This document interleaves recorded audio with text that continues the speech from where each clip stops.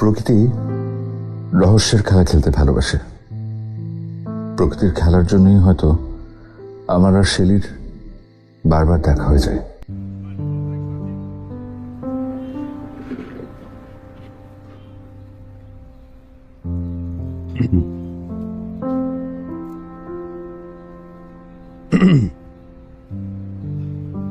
কিছু বলবেন? না, কিছুই বলবেন না? কি কি বল মানে আপনি তো এলেন, আপনি কিছু বলবেন? জি, আমি কিছু বলবো। কি?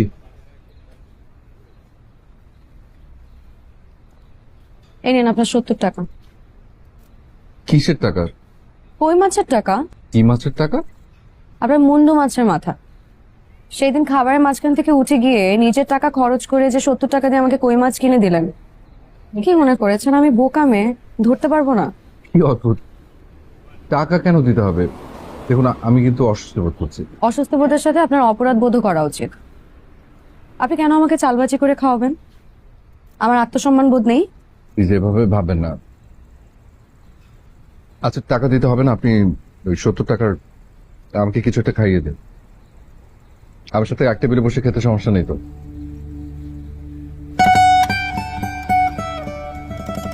এই ইয়ে মামা,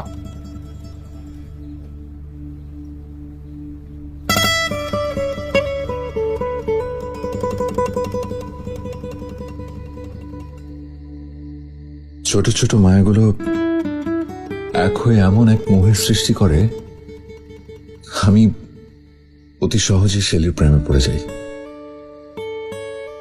মানুষকে চুম্বকের মতো করে কাছে টানতে শেলির কোনো তুলনা ছিল না সেই সময়টাতে।